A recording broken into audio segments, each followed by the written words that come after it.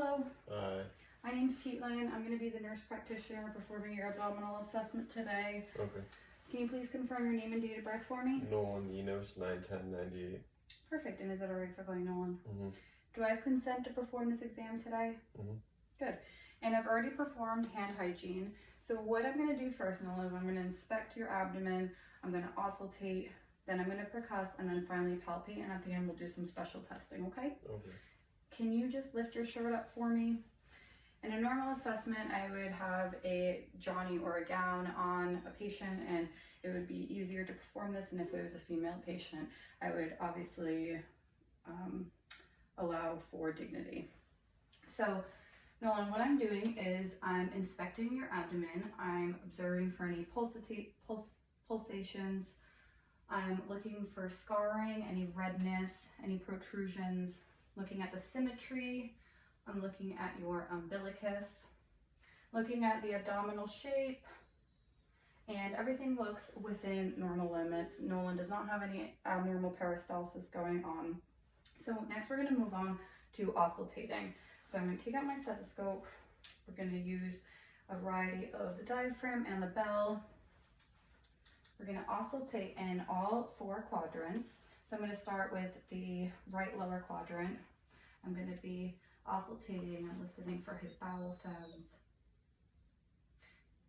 Good. And it's normal to hear 5 to 35 gurgles per minute, which Nolan is exhibiting. Moving onto the right upper quadrant.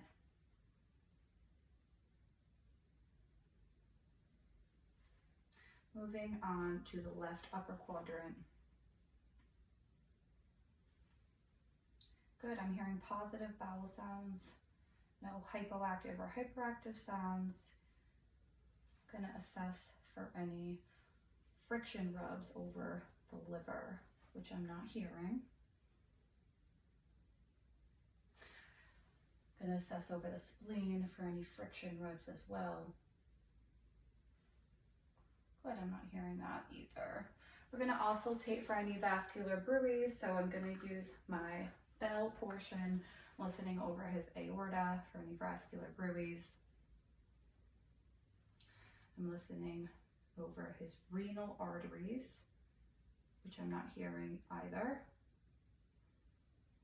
Good. Listening over his iliac arteries. No bruits present. And lastly, his femoral arteries. And what I'm going to do for this is just move my stethoscope underneath his skin. And as I said before, in a normal patient setting, we would have a Johnny on the patient. We're going to quickly listen with the diaphragm as well now. Aorta, renal, iliac,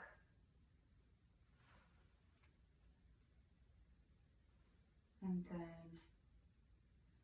femoral.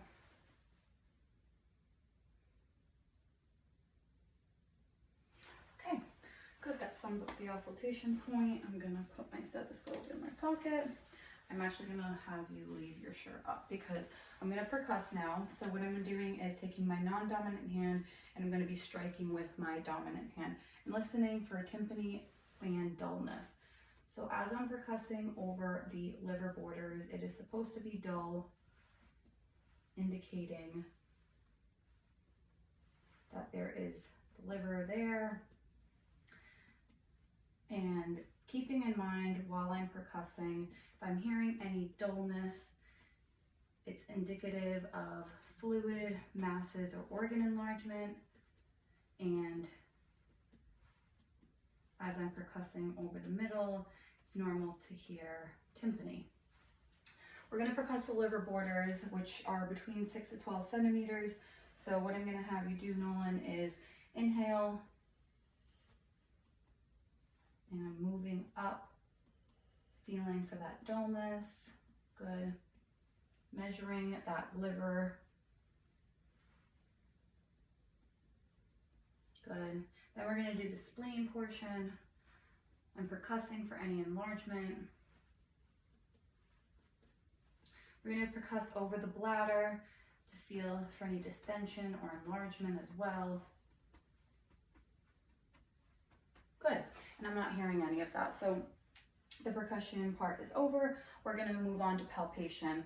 So I'm gonna lightly palpate your abdomen. If you feel any tenderness or something hurts, just let me know, okay? So as I'm palpating, just feeling the external structures, any tenderness, rigidity. Nolan's not demonstrating guarding, so that's a good sign. We're gonna move on to deeper palpation. So I'm gonna start palpating a little deeper, looking for any organ enlargement or deeper masses. Noting for any hernias as well, which Nolan is not demonstrating any of that. We're gonna palpate the spleen. So it's not normally palpable unless it's enlarged. And with Nolan, I cannot feel his spleen, so that is a good sign. Also, the spleen does hide under the rib cage a little bit. We're gonna move on to palpating his liver, below the costal margin, and sometimes you can use the hooking structure. Am I hurting you at all? Okay. No. Good, it's smooth and non-tender. We're gonna move on to palpating his kidneys. So I'm gonna take my non-dominant hand, place it posterior to him with the bimanual technique, and take my dominant hand and place it anterior. So I'm going to slide my hand underneath you, and what I'm doing, go ahead and lay back down. Go ahead and take a deep inspiration.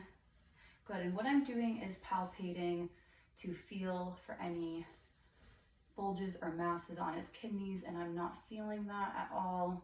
Is this tender for you? Good. So we're gonna now palpate his bladder, checking for distension. In the suprapubic area,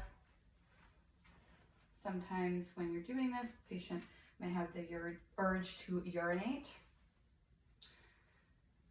Palpating his aorta for any masses or pulsations. Good. So palpation portion is over. Now we're going to perform some special tests. So I'm going to perform some rebound tenderness.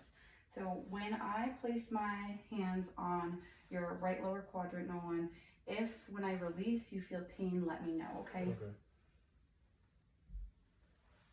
Any pain with that? No. Good. So if you did have pain, it would indicate peritoneal irritation. We're going to move on to doing the Murphy sign, which might suggest cholecystitis. So I'm going to palpate underneath here. I'm going to have you take a deep inspiration. Is there any pain with this? Good. So Nolan does not have a positive Murphy sign. We're going to move on to doing the psoas sign, which may indicate appendicitis or psoas abscess. I'm going to place my hand over each of Nolan's legs and have him raise it.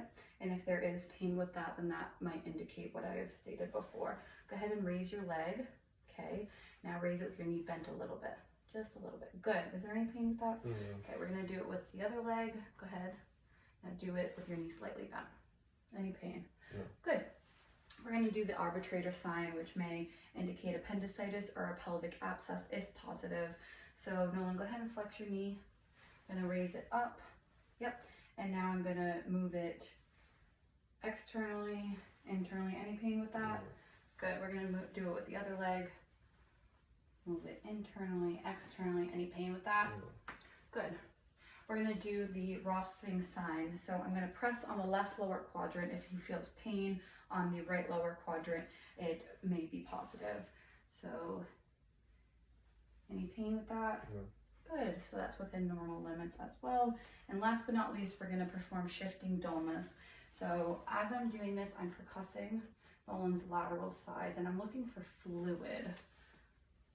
Might indicate ascites. So it seems normal on both sides. I don't hear any type of excess fluid on the left side or the right side. So now I'm going to have you turn Nolan to this side, and while I'm percussing, I'm trying to hear if there is a large fluid shift to the left side indicating some kind of ascites, and it seems pretty normal to me. Thank you, Nolan, for performing this exam to me. That concludes this abdominal assessment. Thank you.